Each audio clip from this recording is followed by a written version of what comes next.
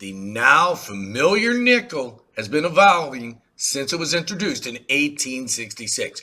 At the time, it shared its denomination with the half dime. It shared its composition with the 3-cent nickel. Those coins, they're gone.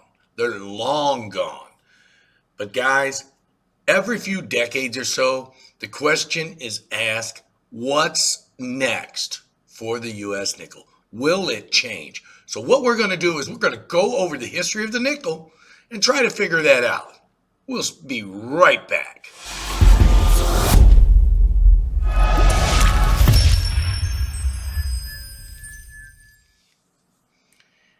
Here we go, guys.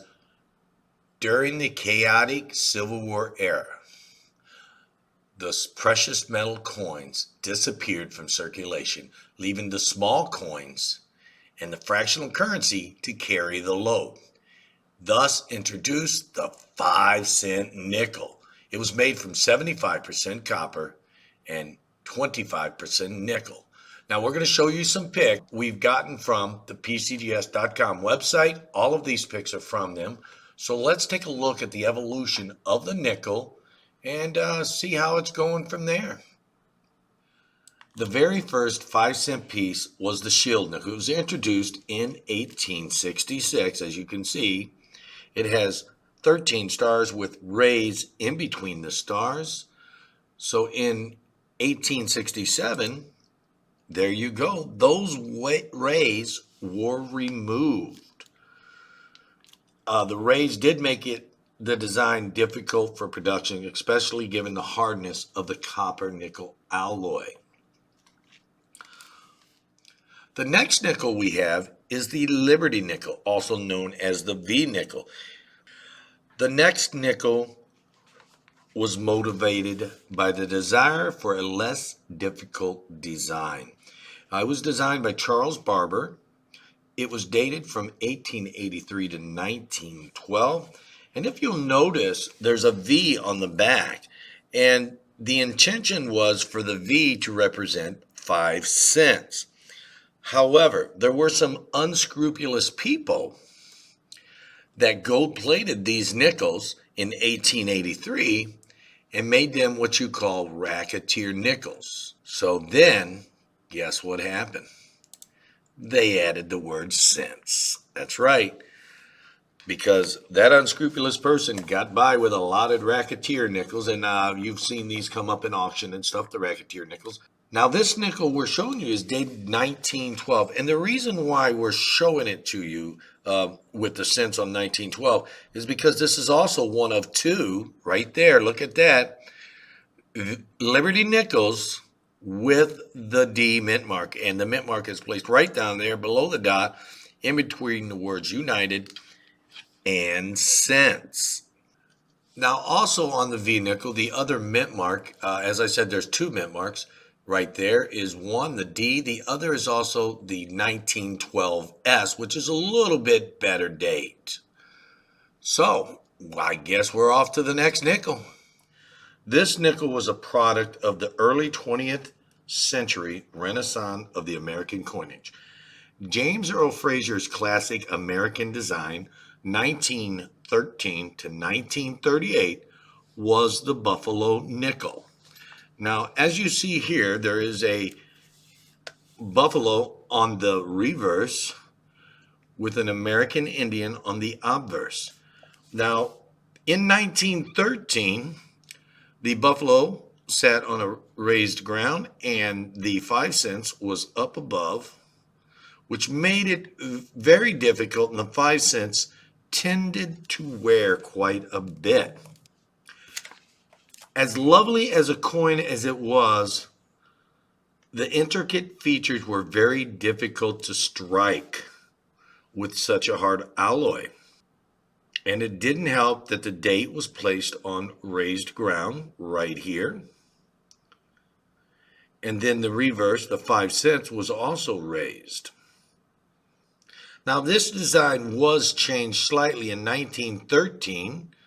They went to the Type 2, where they recessed the 5 cents down a little bit. Now the date over here was still a little high all the way through about 1924, I believe. I could be mistaken on the exact year, but from my experience, 1925 nickel dates look a lot stronger than 1924. But we are certain on the 1913 Type 2, and the mint mark, as you can see, is placed below the 5 cents. For the U.S. Mint, the next nickel couldn't come swiftly enough. The Buffalo design ceased production in 1938, as we said earlier, as soon as it reached its 25-year statutory minimum lifespan. Its replacement, the Jefferson nickel, was the third in a series of coins honoring historical figures. First was the Lincoln cent in 1909, and then the Washington quarter in 1932. If you'll notice, Jefferson nickel depicts the reverse of the Monticello, which is Jefferson's home, with the inscription underneath Monticello. And to the right side is the mint mark. Now, this only lasted for about 4 years, which came the introduction of, you guessed it, the war nickel. Now, this is called the war nickel because it was introduced in 1942, mid-year, to help in the effort to obtain nickel for the war, World War II, that is. Now, as you'll notice on the reverse of this, the mint mark has been removed right there above the Monticello.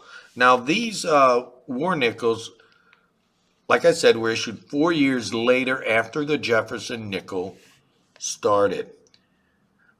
They are basically 56% copper, 35% silver, and 9% manganese. These nickels are without nickels, were distinguished by, as I said, this large mint mark on the reverse above the Monticello. Now, even the P and the D have this mint mark. Now, when new, the silver nickels looked perfectly appealing, but over time, the manganese gave them a dull bluish tint, which sometimes, as you can see in this particular nickel, the toning actually comes out pretty nice. Okay, the war ended in 1945, so we went back to the standard composition of 75% copper, 25% nickel that year. Now, it would be more than half a century before the nickel has any more significant changes. Now, we did have a slight change in 1968. The mint mark was moved from the reverse to the obverse right here. There it is, right under the date.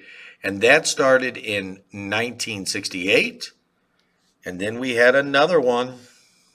We had another change in the nickel. That is correct.